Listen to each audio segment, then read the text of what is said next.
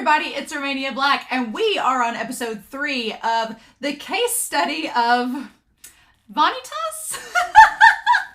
I was told, I guess I might as well just jump right into the comments because I've got some comments to go over before we start this episode anyway. I was told by several people, including Mara on YouTube, that Vanitas, the case study of Vanitas, that I've been saying Vanitas because pronunciation, me, not a great combo. And they said that the English dub is really good. And what sold me was that Mara said that Zeno Robinson plays Vanitas in the English dub. And I was like, I love Zeno Robinson. I love his work as Hawks in My Hero Academia. He's been in some other roles that I've just absolutely loved in English dub. He's just such a great voice actor. And I was like, oh, that sold me. I'm like, I will definitely go watch the English dub. So I before recording this, I went back to watch the English dub to kind of give myself a refresher because a lot has happened in 2 episodes. Quite a lot of lore, quite a lot of world building, quite a lot of exposition. So I thought I'll just go back and watch and just kind of reacquaint myself with the episode before diving into episode 3. And all of a sudden I was like, Noe, calling him Noe. I've been saying Noe. And then several people in the pronunciation has been like, it's like Noe. And I'm like, I get it. It's French. But not only that, it may not be French. But then, yeah, listening to the English dub, they kept saying Vanitas, and I was like, I've been saying Vanitas. Am I wrong? I feel like I'm wrong. So Vanitas is just such a weird word to say, right? But I'm going to try to say it like Vanitas unless I'm told otherwise, and then Noe for being Noe's name. But yeah, Mara was also talking about how the whole thing with vampires, it gives off a very bisexual energy, which I am 100% in agreement about. I'm like, if you've watched Interview with a Vampire by Anne Rice, there's like Louis is basically like bisexual king of that series. And I'm like, yes. So I very much get the same type of vibe. So Mara, we are on the same page as far as that goes. But yeah, glad that you recommended the dub. I'm really enjoying it. It's been a lot of fun the first 2 episodes. And after this episode, gonna go back and probably keep watching it in between. Lots of fun. Sunray also talked about how Chlorophyll, that the malady, or the however they wanted to call it, the evil spirit inhabiting that has, corrupted their name, its name actually fits really well because it means briar. And it was a nice little symbolic reference of the briars suffocating the flowers that were surrounding in the field of her character. And I'm like, oh, that's really cool. I like that. So it's a nice little symbolic note there. So Sunray, thank you for pointing that out. And then Floor, a fellow patron Floor over on Patreon, is like multilingual. I'm struggling enough to teach English, y'all. Getting multi-languages is just, I'm so envious, right? People that are multilingual, I'm like, I wish my brain could properly handle that, but it cannot. So I'm always very envious when people are multilingual. I'm like, that's so cool. I tried to teach myself French during the pandemic. I was not very motivated. Maybe this series will motivate me to learn more French again. I did take like 3 semesters of Spanish, but I hated Spanish so much I blocked it from my memory. I just can't get over the structure of Spanish. I've hardwired my brain to get English structure, and when Spanish decides to like flip adjectives and say it's the dog brown instead of the brown dog, I'm like, I just can't do it, right? So I'm very envious of people that are multilingual. But Floor over on Patreon was like, hey, I could translate some of this French stuff for you that's in the episodes. And I was like, go for it. So I've got Discord pulled up here where they have down that the book from the intro of the prologue says Vanitas de Lune Bleu, which translates to Vanitas of the Blue Moon. Could be something like that. The newspaper says a lot, but the headlines that they talked about said, vampires in Paris, a 9th victim, revenge against humans, corpses drained of their blood, the church finally reacts. Like, that's really interesting, and I'm glad they translated those, but it's cool to have those headlines, which kind of comes into play for episode 2. And then chasseurs means hunter, so that's good to know. We have chasseurs, meaning hunters. And then the airship La Baleine is the whale. I was like, that makes a very nice Moby Dick reference. I like it. And then Non-Chaton is my kitten. Mademoiselle's Miss. I only know that from Beauty and the Beast. like my limited French. And then maladies is obviously an illness or disease. And they put on Discord that it might be an English word. English is notorious for just taking words from other languages and being like, oh yeah, that's ours now. And I'm like, but it's from, so maladies is something that is in English, but it is very much derived from a French word. English as a language is it's such a hodgepodge, such a mess. And then, are you a chasseur or a boro, here to slayer? And that means executioner. So not bounty hunter. I was thinking it meant more bounty hunter. I was thinking boro, bounty hunter. It's more of an executioner. So you have hunters and executioners, which is interesting. And then let me see if they found the letter that was sent from the master to Noe says, my kitten, I hope you are doing well. I have a task to ask of you. You have to go to Paris immediately. It looks like the existence of the Book of Vanitas has been confirmed. It really exists, that grimoire. It is important that you find it and examine it with your own eyes. I have asked, a name they can't read, to plan all the details for your arrival in Paris. You can depend on them.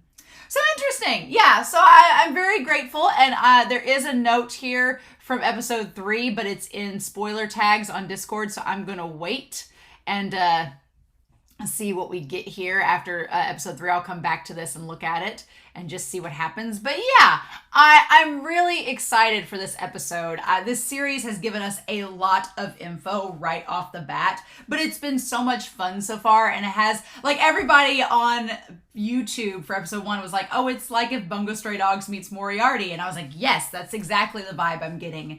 And I like that it's considered like the holy trinity: Bungo Stray Dogs, Moriarty the Patriot, and Case Study of Vanitas. And I'm like, okay, I can get on board because I like Bungo Stray Dogs an awful lot, and Moriarty the Patriot was so much fun. So yes, I'm really excited, y'all. My hair is doing a wonderfully frizzy mess, but it's the humidity outside. What can we do?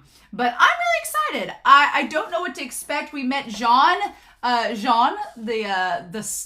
she not the Scarlet Witch, but the oh my gosh, I just watched in the English dub, but she's basically the Hellfire Witch, and she's an executioner from long ago, and now she's serving this little boy vampire named Luca, whose brother has been cursed by the Blue Moon vampire, and that Vanitas has decided, alongside Noe, to go and rescue, along with Amelia from the first episode. So yeah, there's a lot going on, and it seems like this episode is going to focus on getting the Hellfire Witch to kind of back down so Vanitas and Noe can go do their thing.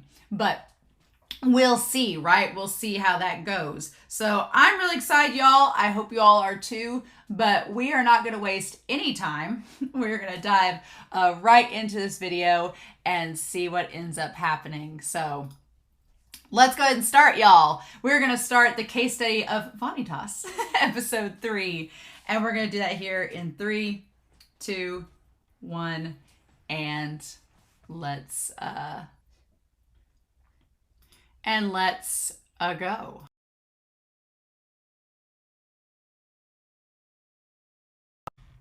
Well, that episode had a lot going on. A lot of things happening, lots of questions. Whiteboard-kun has to come back. There's just a lot happening. And I wanted to go ahead and first go to Floor's comment on Discord about the French words for today's episode, today's French lesson with Case Study of Vanitas. And that starts out with loup-garou, which means werewolf. So it's interesting to note that the Malnomon, if we get them on here, right, so we're going to put the Malnomon in here. And that they're basically, they corrupt vampires and can turn them into monsters, which is rather interesting. I like the idea that the vampires, they live in their own little world, but they can kind of like go back and forth between Atlas, which seems, or Altus. Altus is their world, and they can go between them. It's like a parallel universe. And I have multiple dogs here who are probably going to be playing at my feet, so humor me. But I like the idea that Altus is kind of like this parallel world where the vampires are, and they found a way to go into the human world. So some of them try to commingle with the humans, but in Altus, like being a vampire, drinking blood, all that's fairly normal. And obviously in the human world, it's considered to be something that's scary, right? But I like the idea that vampires are not really any different than people, except if their true names get corrupted and they become monsters. So I like the idea of a vampire becoming a werewolf. That's kind of a neat concept. It's taking vampires and doing different things with them, which I'm really all about. So fun times. But then hotel shosho means cabbage, but shu or shosho are often used as a term of endearment. Okay, so the hotel they're working at is kind of like it's a hotel of friends. Friendship is magic sort of thing. Interesting indeed. So with this episode, there's a lot going on, and we get a lot of exposition, extra things happening. I instantly get with the 3 vampires that are working together. They're not working for Olda or Oldok, right? They're doing their own thing. So there's Dante, and then there's Johan, and then there's Richie. Do you know what they remind me of? They remind me of Jedi and Zoisite and Nephlite from Sailor Moon. They remind me of like the minions from Sailor Moon of Queen Beryl. So I don't know exactly what their deal is yet. They're vampires. Why are they there? What are they doing? Why are they helping Vanitas? What's their end goal? Who are they working for? We don't know that necessarily yet. We just know that they're kind of informants and that they're vampires in the human world, but we don't know anything else. And then we have the Hellfire Witch causing a thing. I just like the fact that Johan like has his arms around Richie. It's great. That quack. And there's like little vampire bats that are like fluttering around him. It's cute. And the quack and the Hellfire Witch Jean. And it seems that Vanitas just has like the watch there, like it's doing something. Okay, and Jean says, if you give me the book, I'll let you live. So I wanted to go through, kind of break down the thing with Jean, who is the Hellfire Witch. Jean is the Hellfire Witch and wants the book of V for Luca, their master. For reasons. Now, Dante and Johan with 2 N's and Richie, we don't exactly know who they're working for. It's just all, because we have then the 2 vampires. We have the 2, let me see here, the 2 vamps that are working for Olduk and the hotel. Okay, so we have them over here. Now, the one guy, Thomas, that becomes the werewolf, he is not Luca's brother. And I was wondering that in the last episode, but no, he is his own person. But Luca's brother, so we believe, Luca's brother is a curse bearer. So that's a problem. Luca's brother is a curse bearer. That's why he wants the book. Thomas was a curse bearer, and then Vanitas ended up curing him, but Luca has told Jean that he wants Vanitas alive because he could use the book to save his brother. And Vanitas is kind of like, I get where Vanitas is a little disappointed, because he's like, you're the Hellfire Witch. You were like famed and legendary, and you were supposed to be this executioner that was, you know, the end-all be-all vampire destroyer, and I'm still here. Like, I'm a human. You're not putting up much of a fight. But Jean has been told by Luca that Vanitas needs to be taken alive. The young battle maiden who dashed across the battlefield, mercilessly exterminating her own kind. A sight so beautiful it made someone shudder. But I never imagined you'd fall so low. The way that they draw Vanitas in this, like his expressions are so good. They're really, really good. So Vanitas kind of has this idea that you were this merciless executioner. This merciless executioner whose battles were beautiful to behold. And he says, now you've fallen. Like, what made you fall? I like that he uses the phrase, fall into earth. What made you fall to be the servant of a vampire? Like, what got you, right? What got you there? And we get an answer, obviously, right? I didn't imagine you'd fall so low. Like, Vanitas, he, like, just teases Jean a lot in this opening scene, saying, I'm tired of playing with you, and drops the grimoire and says, I've yet to introduce myself. So then we get some background on Vanitas, right? We get some stuff on Noe this episode, as well as Vanitas. So Noe, we'll put him over here about his whole deal, but Vanitas, or we'll put Vanitas in parentheses, the human one, right? So there's some interesting stuff going on here, right? Vanitas says, okay, here's the deal with the blue light. My name is Vanitas. The book and my name were passed down to me by the vampire, the blue moon. I love that his shadow, like, becomes the shadow of Vanitas, the vampire. So the book and the name was passed down from the vampire of the blue moon. Okay. That's what we were told. I love the bat shadow. It's so good. But I'm a human. And so I love that the gears are a big thing in this story. It's very steampunk. There's like the gears, and there's the blue gears for Vanitas. There's the red gears for the other vampires. And then there's like the golden gears, which we don't really have a purpose for yet. But so we know he's a human. But the reason why he kind of has superhuman strength and abilities, the vampire of the blue moon feasted on my blood and imbued some of the vampire's power. I love just the idea. So what's interesting is that Charlatan, that is apparently this like demonic spirit that's corrupting vampires, it has the same outline and the same shape as the blue moon vampire. It's just red. So is Charlatan a creation of the blue moon vampire that's gone rogue and is corrupting other vampires? Is it from the book? We don't necessarily know that yet. It would be safe to assume that because they have similar shapes. I just love the billowing idea. So he was a human who was bitten by the blue moon vampire and had power transferred.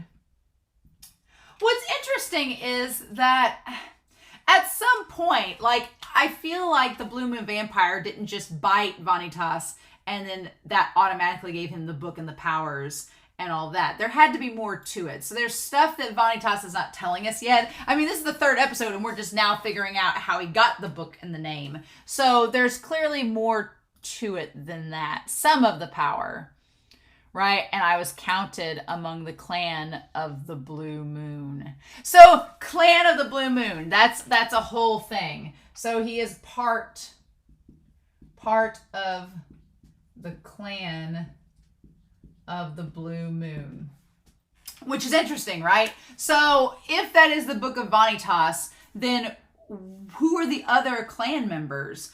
Are they individuals who can also become Vanitas?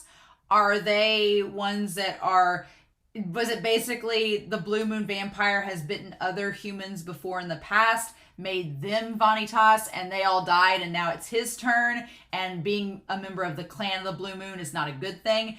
I'm wondering if it's suggesting that maybe he's part of the clan, but the clan is just literally one member. Like, you are Vanitas, and then when you die, the blue moon vampire gives somebody else the ability. Why does the blue moon vampire do that? We don't know. It's creating lots of questions, like, what are these things? And I like that John is like, wait, what? Why are you giving us this exposition now? I wanted to avoid having used this power if possible, but Hellfire Witch, I'll make an exception and reveal to you my true form. So the question is, does Vanitas actually have a true form? Does he have a sliver of the blue moon vampire's power that he can use? Was it all a bluff? It seems to be all a bluff. Because Jean's like, wait, I don't want to see the blue moon vampire. That's what we've been afraid of this whole time. I do like the idea that the gloves reveal that there's some kind of something underneath the gloves that can transfer that power, right? I love that. What devilry is this? I just love that blue. That color of the eyes is so good, right? And takes the hand off. And that's when it was to distract Thomas, and that's when he comes out to bite the Hellfire Witch. Okay. It takes one monster to battle another. Okay. Now, we see that Vanitas has like some scars on their arm at some point. So where did they get the scars? Where are those from? Is that from where the Blue Moon vampire bit them? We don't know. But they have some scars on their arms. They have the nails and everything. Go back to that. Fun time. And the trio, Richie and Johan and Dante, are all certain that it was all a bluff just to distract Jean in time for Thomas's, for the paralysis to wear off and for them to attack. Right? And then I like that the three of them are like, so he just used a curse bearer as a chess piece for this game? What a jerk. I like the consensus amongst the vampires is that Vanitas is just a massive prick. I kind of love that. I love that he's just considered a big old jerk. That's really funny. I like that a lot. I cannot move. Stay there and watch. Oh, witch fall into earth. I like that he's like, well, you just hang out there while he's poisoned you, and I'm going to take care of him, right? I like that Vanitas was like, okay, I need to get her out of the way, incapacitated, so I can deal with Thomas, and then I'll come back to you later, right? And then, so that's when he decides to use the book to cure him, right? I like that there's this big fairy tale motif that's with all of the different monsters. Like we have here the wolf that's like Little Red Riding Hood, which is curious because you see the black ink coming from the tree landing around the girl that's Red Riding Hood, which is kind of like Amelia when she gets possessed by the charlatan. So there's a little bit of a thread there connecting them, almost like Vanitas has kind of figured out that they're connected there as well. And then he turns him back to normal. And as he falls down, and he says, Bucolicus, he who composes ideals. I like that Johan's like, oh, that was really fun. Cool. Thanks for turning him back to normal. And Dante's like, I've already seen this. And he was like, oh, I was supposed to cure him in front of Orlok. And that's when our Black Butler, Seraph of the End characters show up. And they're like, oh, no, we're fine. So it's Orlok, not Ulduk. Let's get that right on here. So Orlok. Yep. To prove that he is, in fact, Vanitas and has this ability. Right? We'll tell what transpired here. All right. And he's like, oh, gee, thanks. That solves that problem. But then the Hellfire Witch is getting up like, I'm not done yet. I can still fight. And the thing of it is that I think Jean is actually very, very strong. They're like, no, I can totally fight. I am very capable of doing so. And Vanitas realizes I need to get her incapacitated or this could just be an endless battle and we won't get anything accomplished, right? And he's like, Noé, get over here. He's like, yeah, this is a problem. We need to get her taken care of. And so Noé shows up with Luca. And this is so fascinating is that he doesn't tell Noé anything except to show up with Luca and be within sight, right? But not get too close. And he makes it this elaborate lie. I am pretty sure that the power thing he's talking about is complete BS. I think that he just told Noé that so he would get Luca close enough to manipulate Jean. But I don't think that there was any power or risk to Luca because Luca ends up getting close enough anyway and is fine. So I feel like that's all just BS that Vanitas said to just make Noé do what he wants to, right? But so Luca is used to subdue Jean, being like, we'll hurt Luca if you don't do what we say. Do you understand your predicament that you are in? And then he's like, should you make one false move, my minion will snap the brat's bony neck in the wink of an eye. And so he has that scar on his arm, Vanitas does, and then he has his hands are clawed like that of a monster. So it's interesting, right? Very interesting that we don't really get to see the true form of Vanitas. And Dante's like, wow, what a real massive jerk. Like him manipulating her. And poor Noé's like, I can't hear a word of what's going on. He's like, I don't understand what's happening. I was just told to get close so this could be used. And so, yeah, Vanitas tells a big lie saying he's going to use the book to create an area to incapacitate vampires. That is not what happens at all. He just wants Noe to be within eyesight so that it's enough to kind of get Jean on edge to where they're not going to do anything rash, because otherwise Noe would hurt Luca. And that's the last thing that she wants. So it's just to kind of blackmail and manipulate. Be like, hold him still and cover his mouth so he won't inhale my power. It's like, what a bunch of BS. And keep your distance, but not too far. He has to bear witness to our little parlay. Like Noe's like, and Noe, bless his heart, has faith that Vanitas is going to be able to talk Jean down. I'm like, if only you knew. If only you knew that Vanitas was calling you a minion. It's absolutely great. So Thomas runs off. Thomas is like, oh, hell no, I'm getting out of here. And leaves. And that's when the two go after him. We'll talk about that in a second. And Jean says, don't. I'm defeated and I'll hinder you no more. Do with me what you will. But don't harm my master. And has like the blush and everything. So Vanitas realizes that Jean loves Luca, which we kind of debated in the last episode if she did. Which, granted, Luca looks like a child, but they're vampires. We don't know how old Luca actually is. Luca may be like 37 for all we know. I mean, obviously Jean, they've talked about Jean being around for hundreds of years. So I feel like with vampires, age is like a totally different thing. And even though Luca looks like a kid, could very well be a full-blown adult. And that's fine. But Jean loves Luca, right? And serves him for reasons we don't exactly know, but there are reasons. And so I feel like V is kind of making a point with Jean about how love has made her even more beautiful. I feel like one of the things he's making a comment about is like, oh, wow, so you were this merciless executioner and you were gorgeous on the battlefield, but even though, you know, you've got this attachment to him, that love makes you even better. It makes you look even more regal. Like, this is not a bad thing, I guess. I beg you. And it, like, just gets the spark in his eyes, right? Oh, my gosh. I feel like Vanitas he gets this, like, spark of romance on him. And he is a massive flirt.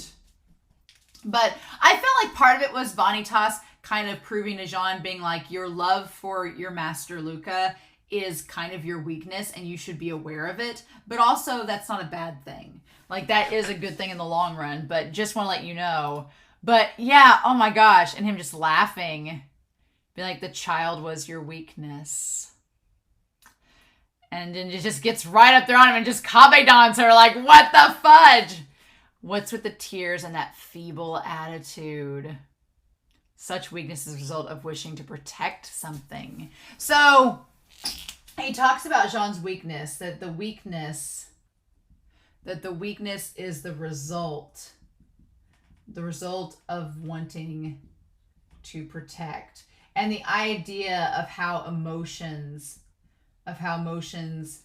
can make one both strong and vulnerable, right? Because so far Vanitas has not really shown a lot of emotions. Like he's shown a whole cavalcade of emotions, but not emotions like towards wanting to protect someone specifically, right?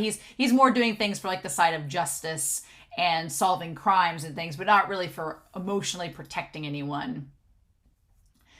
And saying, but I like it. It felt very much like Dazai from Bungo Stray Dogs, where he's like, yes, people are sinners and people do really crazy things and they can be weak, but that's not a bad thing.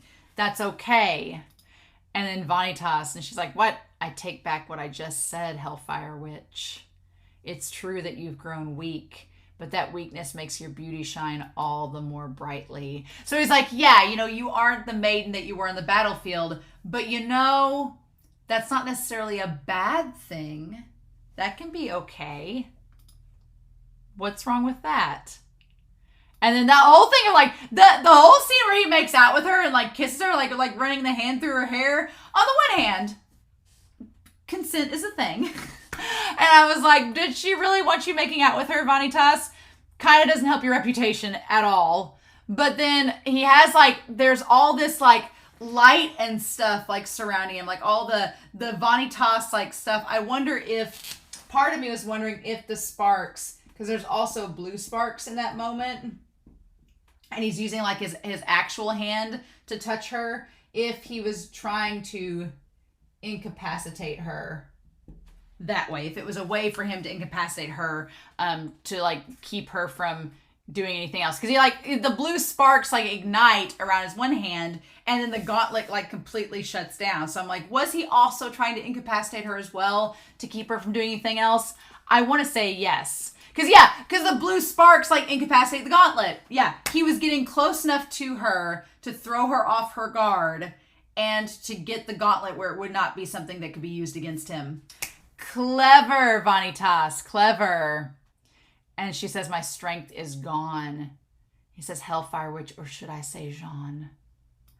I've become quite intrigued by you. Like that lighting where he's just like staring at her soul. But he doesn't have claws there, right? And then, yeah, just like kisses her. I'm like, oh my God, like what? And there's just like bisexual energy, bisexual beams going off everywhere. I'm like, what I love about it is that, yeah, going off what Mara was saying at the start of this, like the colors of Noe and Vanitas put together are literally the bisexual flag. Like just, it's there. So I'm fully on board for our bisexual trash king Vanitas. I'm all for it. I'm here for it. I'm just like, she's like, what the fudge? And I like that Noe's like, what? Lucas like, he like even just let go of the hand around Lucas' mouth. Lucas like, excuse me? Like, I like that Noe's like, was this part of the plan? And then, yeah. So, obviously, I mean, it looks like he was also sucking some energy out of her, maybe, possibly. Getting some, like, something from her. Like, some of her strength. Is that how it works? Because Vanitas is a human, not a vampire. So, Vanitas can't suck blood from vampires like a vampire can. But if he can kiss them, maybe he can take some of their power? I'm like, that would be an interesting twist if that were the case. Because he does the whole, like, licks his lips and everything afterwards. Like, he, like, sucked her dry of her energy. I feel like Vanitas, since he's a human, he, like, connects with her by, like, kissing her to, like, take her power. But he's not sucking her blood, right? And she's like, what the hell? And he says, that look only further whets my appetite. And she's like, I have to confess my crush to Luca, and I had to kiss you. Oh my God. Poor Jean.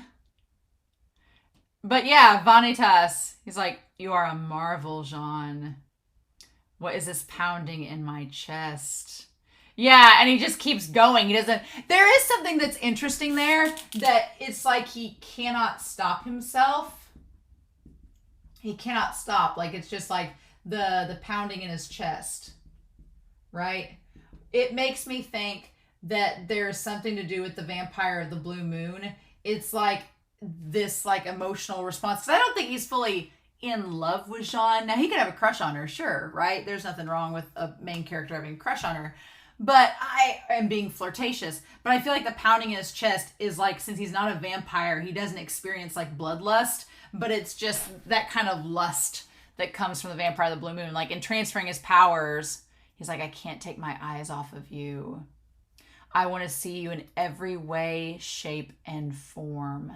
That makes me wonder, since he has the power of the vampire of the blue moon, if that's that power. Because it seems like, since we know that the Malnemons or whatever, they're kind of from the Book of Vanitas, if maybe it's kind of like an offshoot of that, like the Malnemons are like the negative side of that, where they want to corrupt vampires, they want to corrupt their essences, their souls, and they become monsters because of that.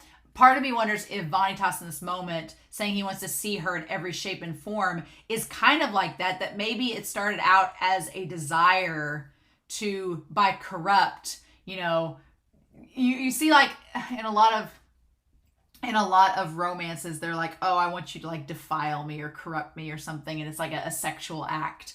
I wonder if it was like a desire originally from the Vampire of the Blue Moon, and like an offshoot of that became the curses themselves, where it was like that desire turned dark, the desire becoming darkness, and that created the Maldemon. I don't know, but it just seems like Vanitas in this moment can't stop himself. He's like, he has like the spark and he just wants more of her. He gets greedy, and it almost feels like a variety of that same energy that becomes the curse, like Charlatan. And then I love, he's like, why, of course, now I understand it must be love. So that's interesting. So there's the idea of love, right? Love and desire. That's what he says that he's feeling, love and desire. And I'm wondering if the curses like Charlatan were like an offshoot of that just became corrupted. Maybe. I like to know. He's like, I can't hear what he's saying. Did he say love? Poor Noe. Noe can't hear anything. And then he's like, I've fallen for you. I'll love you from this day forth, Jean. I must possess all of you. Be my bride. Oh my God. And I just love it. And Luca's like, hell no! How dare you? So yeah, so he says that whole thing of I must possess all of you. Because he kind of was like that a little bit with Amelia, a wee bit. But yeah, I must possess all of you. So again, I wonder if it's an offshoot where the corruption of the curses came from a desire and the idea of wanting to possess. Because the idea of possessing all of you, that's what Charlatan wants to do. It wants to like corrupt them and take their soul. So it feels like there's a connection there, right? But God, Luca's like, how dare you? No! What are you doing to Jean?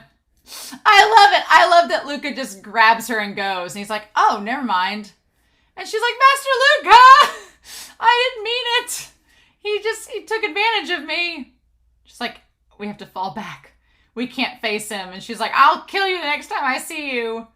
And I like that Vanitas is like, yes, you're going to come see me again? She's like, I will destroy you next time. And he's like, come and find me. It's great. It's great. And Noe's like, wait, what happened? And Luca's like, let me at him. Let me at him. I just love that Luca's like, I'll kill him. I'll kill him for defiling you, Jean. I'll tear limb from limb. Oh my gosh, and Vanitas. It was, on one hand, it's a nice scene because it establishes what like an unpredictable, chaotic flirt Vanitas is, but it also establishes that there could be a connection with the curses and the desire that pools in Vanitas around love, right? And love becoming corrupted and kind of evolving into this darkness and becoming toxic, right? But it also serves as a way for Vanitas to get Luca and Jean to leave. Because he's like, I really want her to go. She needs to get out of here, so I'm going to do this flirty thing. I know she likes Luca. It's going to make Luca mad, but it's also going to embarrass her, and maybe they'll leave. And it ends up working. So it's a scene that works on a lot of fronts. And then Vanitas is like, well, wasn't this fun? And he's like, things are about to get interesting, Noe. And Noe's like, what is happening? So meanwhile, we find Thomas, who's been like massacred by Charlatan, the fudge. And they're like, and I was like, you two had one job, hotel staff, was to get Thomas, and you couldn't even do that. I do like Charlatan's like scritching against the walls there, saying like there's going to be a parade, like they're going to find victims. Whose name shall I claim next? It's very creepy. It's just the Maldemons are very, very, very creepy. Meanwhile, I love when Amelia shows back up And Amelia shows back up, and Noe's like, Amelia! And she's like, Noe! Brr! And it's so cute. Like, the chibis are freaking adorable. I love it so much. And so, to keep Amelia safe, they decide to keep her at the hotel, which makes sense. They're not going to execute her right off the bat, but they're going to keep her there at the hotel to watch her. Seems fine. Seems legit. Totally understand that. But they don't want Vanitas to just go. Now, what's interesting is the scar on Vanitas's arm is very similar to the one on Orlok's face. So I'm wondering if there's a connection there. I don't want to know. We'll find out. But I find that interesting. Where he's like, I have no intention of turning you loose. And that's when Vanitas reveals, so yeah, Thomas is dead. You don't know who's killed him, right? And he's like, yeah. And they're like, we know the book is valuable, but he's like, fine. Then if you know the book's valuable, you want to keep Amelia here, you want to find out who's killing these vampires, then I'll help. Because Vanitas is like, look, I've been looking all over for vampires to help who have been corrupted. There's clearly an epidemic here in Paris. Go ahead, why don't you use my services? And then I can do what I need to do, and you guys, it's getting two birds with one stone. We're mutually benefiting each other. He's like, I can resolve the incidents, and I won't have to keep searching for patients. I love that his eyes like glow blue in that scene. It's ill shadowed. He's like, I can do my job, and I won't have to aimlessly look. It's beneficial to the both of us. And so he's like, okay, well, we have this letter we have to deliver, and we'll continue to use your room. And he's like, oh, so you're going to keep an eye on us. And Noe's like, wait, what room? Me too? He's like, wait a minute. He's like, are we staying in the same room? And then there was one bed. I'm sure there will be more than one bed, but if there's only one, I'm going to freak out. That's going to be amazing.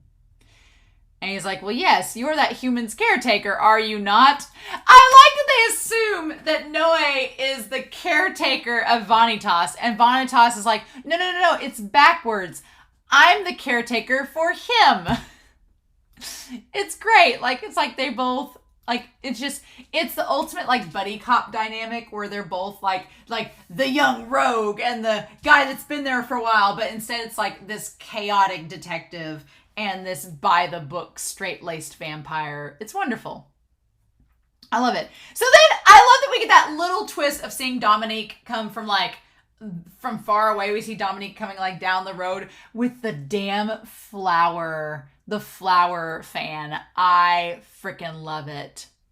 And so they're trying to figure out if Amelia knows Charlatan. I like that Vanitas is like against the chair, like sitting backwards on it. He's like, have you seen Charlatan? So Vanitas knows who Charlatan is.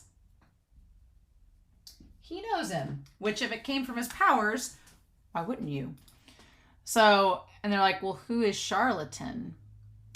And she's like, Charlatan.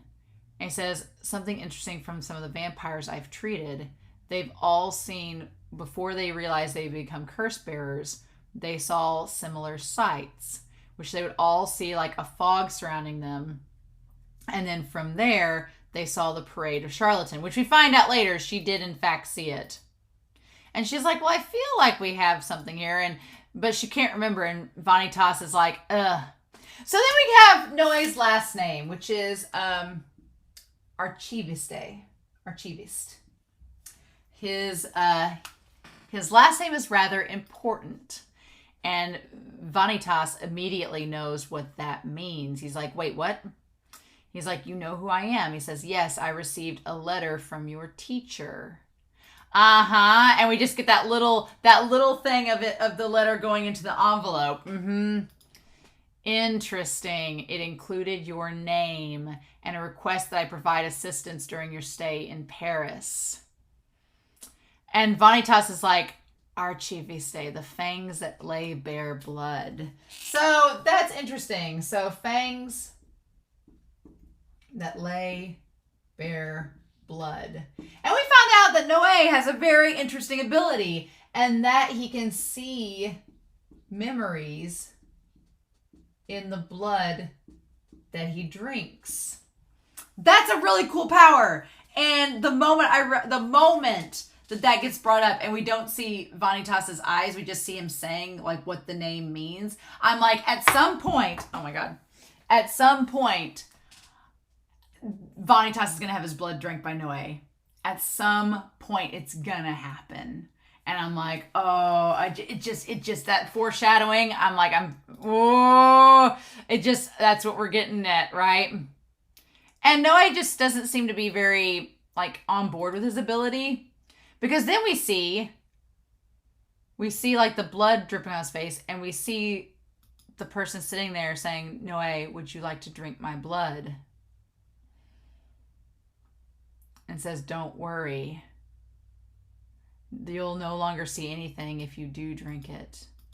So what does that mean? So you'll no longer see anything if you do drink it. So does that mean is this Dominique? I want to check for the beauty mark when we see her. Was this Dominique when they were kids? Was Dominique a curse bearer? I'm going to put Domi or Dominique Sade.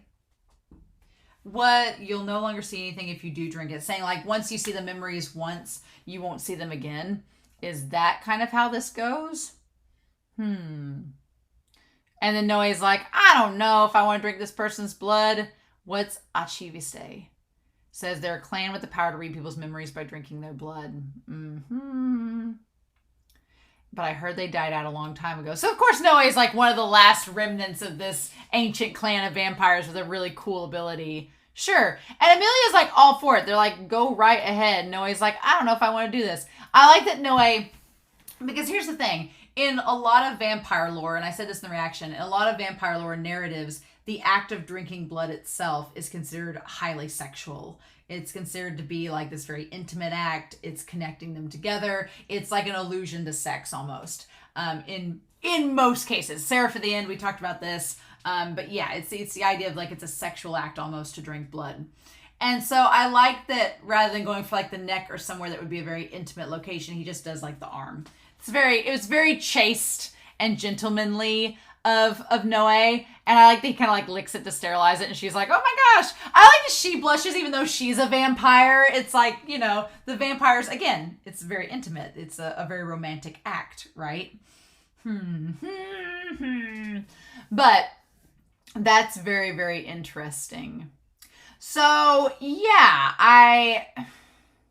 I feel like he's very gentlemanly. I like Noé and Amelia as friends. I don't ship Noé and Amelia, but I like them as friends. I like how kind he is to her.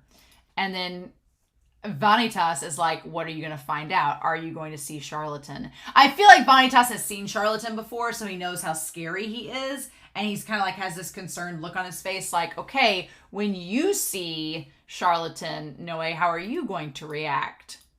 And so then, yeah, we get I love that Amelia has like the red cape on, like the Red Riding Hood. The whole scene with Charlatan is really well animated and very creepy. Very, very creepy indeed. Like the shadows, everything on her face. We see it's like French spirited away. And then we see Charlatan and it looks kind of like the Blue Moon vampire, only like lit up in red. Not a fan of like the creepy, like when it goes down, that whole business, terrifying. Absolutely terrifying. Charlatan with like the eyes like gouged out and the creepy smile.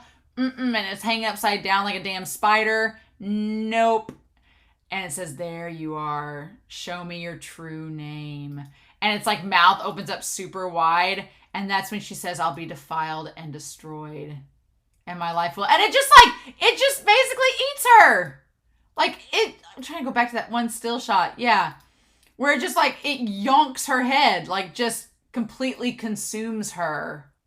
And that's when Noé like screams and gets away from her. And like, she has had time to like put her sleeve down and everything. So he clearly drank the blood and they got sucked into the memory and was thinking about it. And she's like, what's wrong, Monsieur Noé? And he says that thing stole it. It was stolen. Her true name, the thing, was behind it. And so then we went to him thinking of, okay, he has a flashback in that moment. And we see Noé So we see Noe with two people standing there, a girl with a dress on and the one that has had the suit. I wonder if Dominique is the sister of the one that was cursed that tried to offer their blood to Noe. I wonder if it's a sister. Okay, maybe. Because, yeah, it looks like there's siblings there. We're going to find answers, but I'm just so curious. But he has the flash and sees the girl that ends up being the curse bearer that ends up dying. Okay. And then we see him covered in blood as a kid crying. So what's up with that? Why did he have the blood on his face? And then we see the one in the suit looking sad and the stake that they've been carving. There's so many good images in this scene that I'm like, we're going to go back to it. We're going to get answers. It's just going to take time. Dang it. We're going to get answers. It's just going to take time.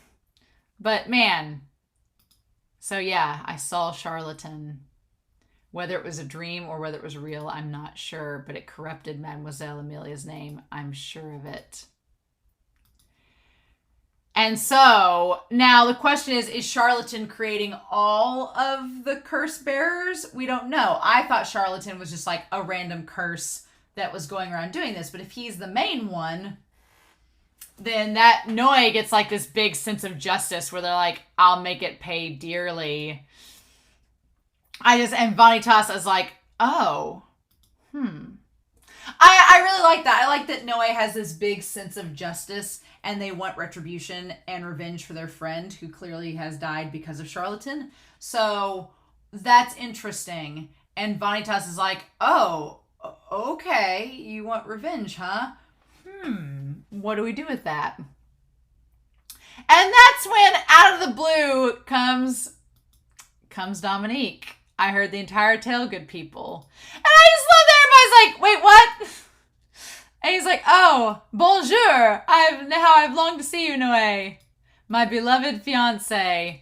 Okay, she does not have the beauty mark. So I'm going to guess she's the sister of the one that has been whittling on the stake that befriended Noe back when they were kids. I think it's the sister. Okay, my beloved fiancé. And they're like, really? And I like that Vanitas is like, your fiance, and he says, no. And like, why are you spoiling the fun? And Noe's like, no, she is not my fiance at all. It's like, this is just my childhood friend. I love that I'm Dominique Desade. We're not betrothed. She's my childhood friend. And then at her feet is her attendant, Kreisler. Kreisler's just shooting out flowers. That is some Team Rocket campy shit that I am all about. Like the campiness of her just wheeling around this cart that shoots out rose petals wherever she goes to look dramatic.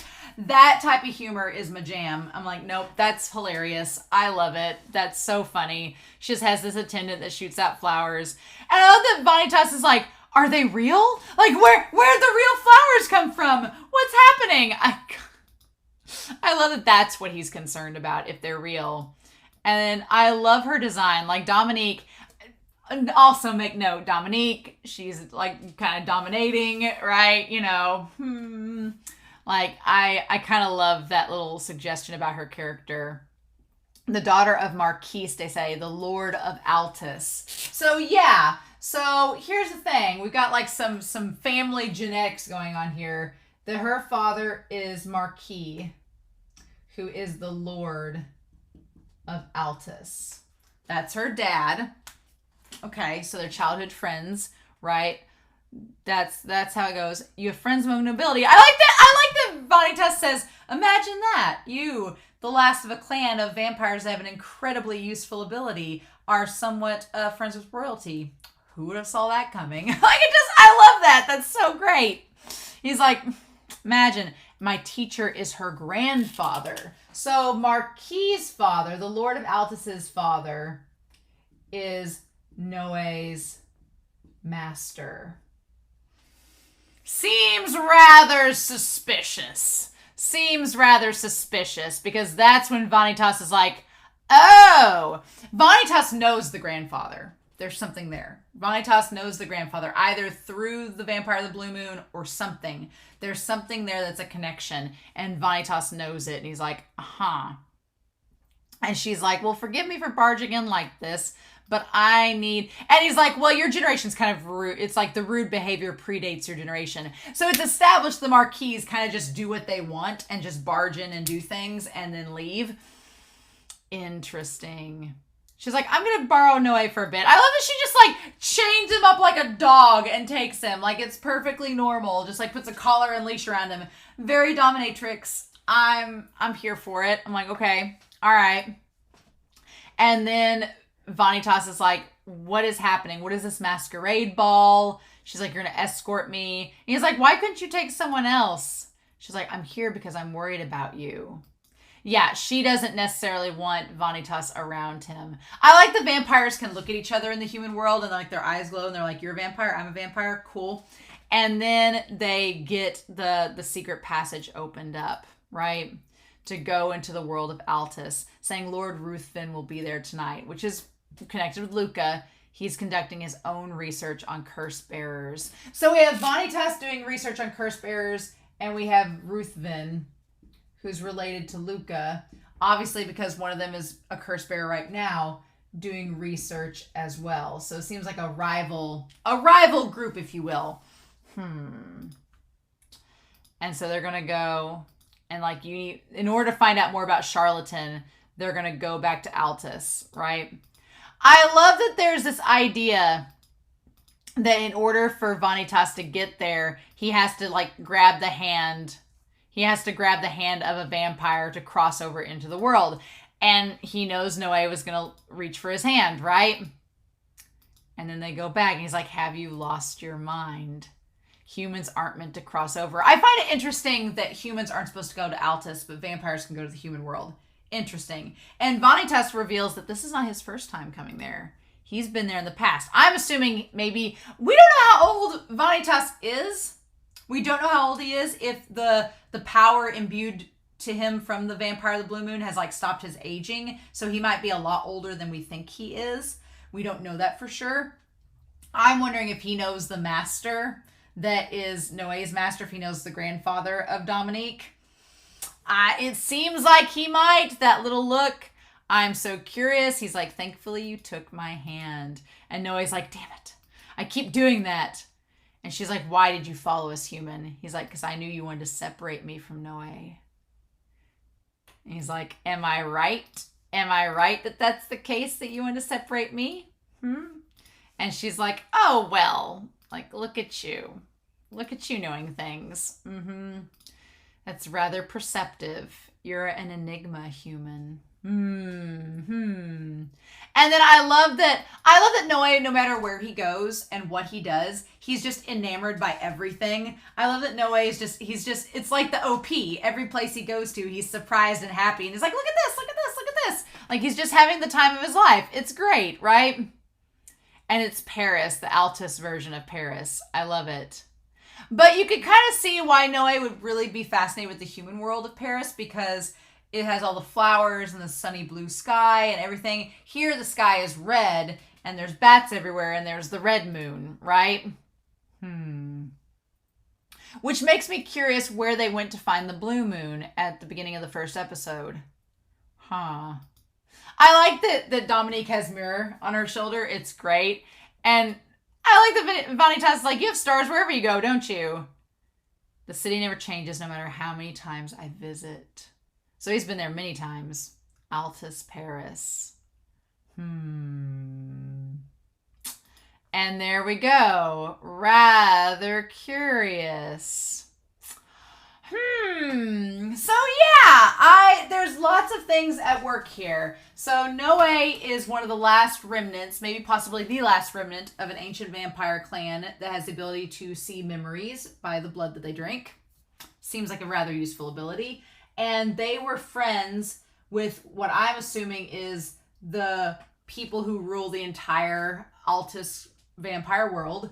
Dominique, I'm assuming her brother is the one that was a childhood friend with Noe, that they said they were a curse bearer in a previous episode. So we're assuming they've died, along with the little girl that he couldn't save. So, and he's tying them both their deaths to Charlatan. Charlatan is creepy and is wanting to corrupt vampires and make them into monsters. Vanitas is the kind of manic craziness of Vanitas seems tied a little bit to the book, maybe to the curses, and to the Blue Moon Vampire who has bitten him and given him his power. Why he chose to do this, how that works, we don't know. That's still a mystery. He's also a big flirt and used his flirtatiousness to get Jean to go away. There's the idea of love. Love may be a weakness, but it's beautiful. There's still the idea of the executioners and the hunters. The chasseurs, we've not really talked about at all. They've conveniently been thrown to the side of the plot as of right now. I'm sure they'll come back later. And the brosseurs, who are the executioners, we've hinted at, but we've not developed much further. Orlok is trying to keep tabs on Vanitas. We know that these three are working for somebody. We don't know what they're tied to yet. And then Jean and Luca's possibly tied to a brother that's a curse bearer, as well as Lord Ruthven, who is doing his own research on the curse bearers, presumably to save, if they're related, the brother. So, lots of things happening. And in the back of it all, there is still lots of little pieces of Noé's past that we have not dived into yet, but we're getting little previews of. So, that's all rather interesting. So, yeah. I'm fascinated by all of this. I feel like I want to watch ahead a little bit so that I can kind of get ahead and start piecing things together. And then if Flora gives me any French that I need to know or anything comes up in the comments, we can talk about it. But I kind of want to watch ahead, but I don't know if it'll depend. I'm watching a lot of shows right now for the channel, so I say I want to watch ahead, but whether I do or not, that will remain to be seen. But I really kind of want to see what's going to happen next, especially at this masquerade ball, right? Especially this masquerade ball. So we'll see, right? But I am very curious to know everyone's thoughts down below. I hope you all enjoyed this reaction and discussion. I'm curious to hear your comments. Please, no spoilers, hints, or clues. But I hope you all have a wonderful week. Please stay safe, take care, and I'll be back very soon with episode 4 of the case study of Vanitas. Bye.